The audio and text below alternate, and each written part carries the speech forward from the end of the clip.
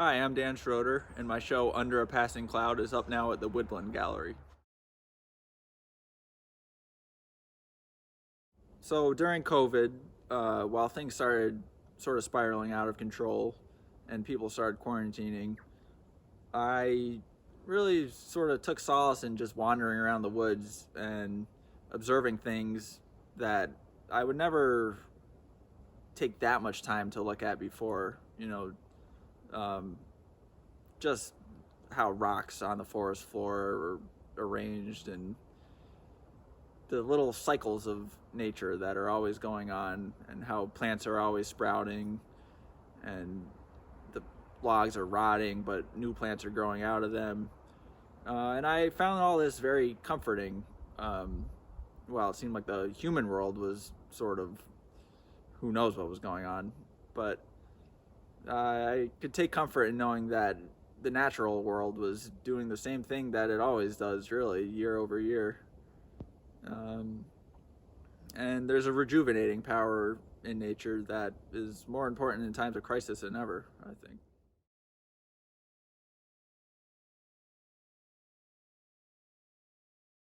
No, so I try to avoid working from photos whenever possible. All these paintings were done directly from life while I was standing in front of the thing or scene I was painting. And I really feel like this is a best way to get a very direct translation of what I'm looking at. There's no middleman of the photograph or technology. It's just straight from the eye to the brush to the canvas, really. Um, but of course, working like this outside has its difficulties because the sun in particular is just constantly shifting and changing. 1 second something will be in full sunlight, and then the next minute a cloud will pass over and the whole landscape will change. And so in order to work around this, I really had to try to summarize what I was looking at over the course of hours or days, and not try to capture an instant fleeting minute like a photograph would do. But that's one of the advantages of painting, is you can really embed longer time scales into a single picture.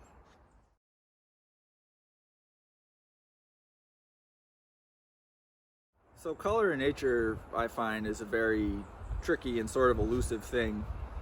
Um, but the more you're down on your hands and knees looking at rocks and bark and leaves, the more you realize that there's no real neutral gray tones.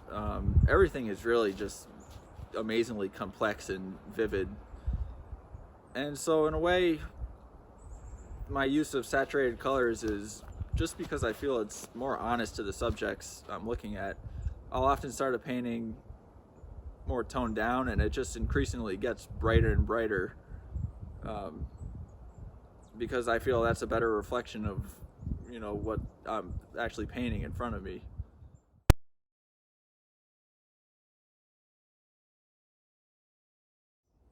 As far as surrealism goes, that's also sort of a tricky term because it's not always as apparent as melting clocks and that sort of thing. It can be a very blurred distinction between what we perceive as a image of the physical world around us and something that's more psychological or even subconscious.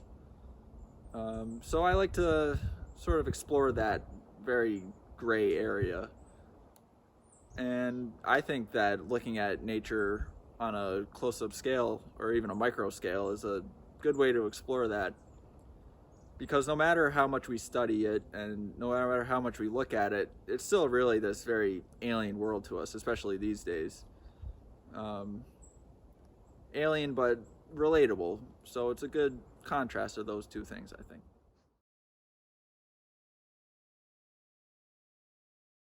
Well, there's been so many artists that have influenced me in my work. The list goes on and on. Certainly some of the great surrealist painters, such as Max Ernst.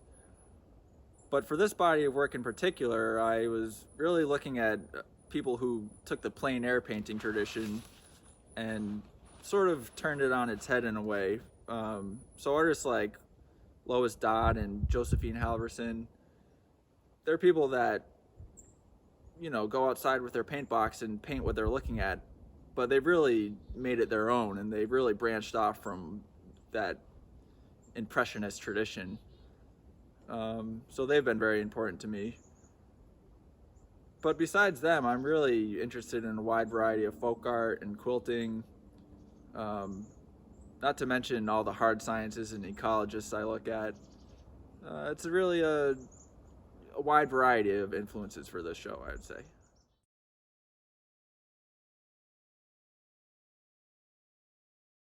Yeah, definitely there is. At least on a personal level, when I look at the paintings, I can remember the weather that day and whether I saw any interesting wildlife or birds, which I frequently do while I'm outside.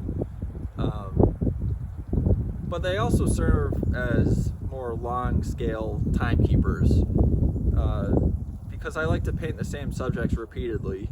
So, other than just observing what's going on with a particular thing that day, I can really come back to it time and time again and see how it's changing over time. The ripple paintings, for instance, were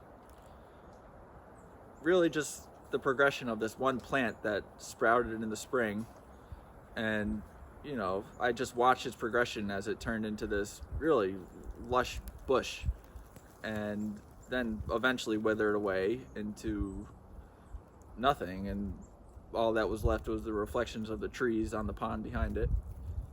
But at the same time, there's constantly ripples on the pond, which are gone in an instant. So I like to contrast that sort of longer time frame with these instantaneous things that are always happening.